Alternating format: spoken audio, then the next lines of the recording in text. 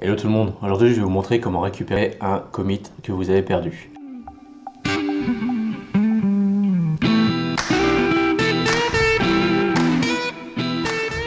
Alors supposons que l'on soit dans cette configuration là, avec principalement deux branches, c'est les deux qui vont nous intéresser, la branche dev et la branche master.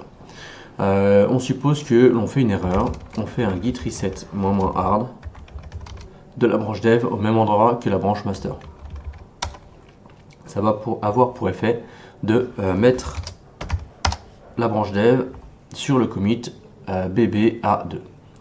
Dans ce cas de figure, on a l'impression qu'on a perdu nos deux commits, 7CAB et 586.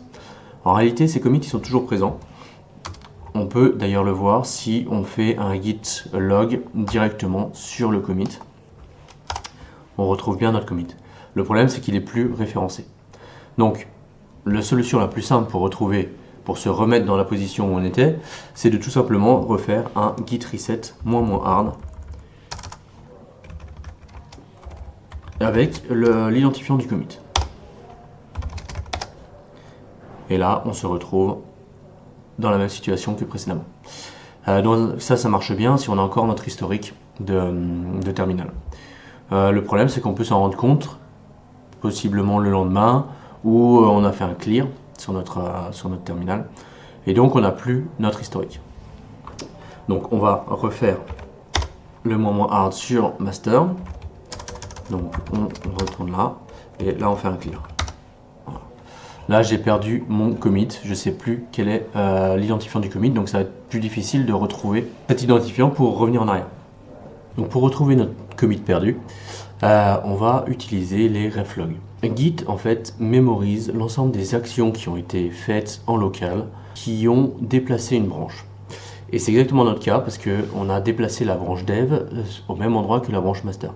Donc en fait Git a stocké le déplacement de notre branche dev vers la branche master. Et on va pouvoir avoir accès aux identifiants des deux commits, le commit de départ et le commit d'arrivée. Pour consulter cet historique, on va utiliser la commande git reflog. Git reflog.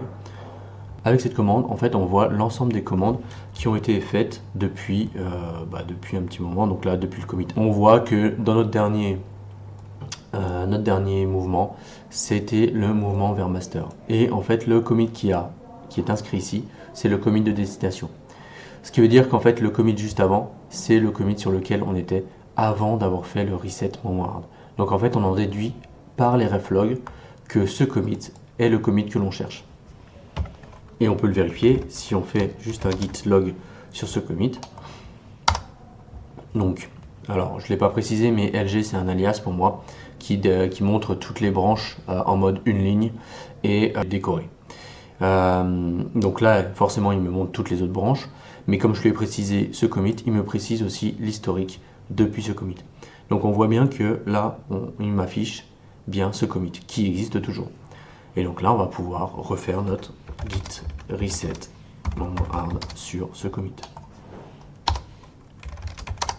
Et là, on a remis notre branche dev sur le commit précédent.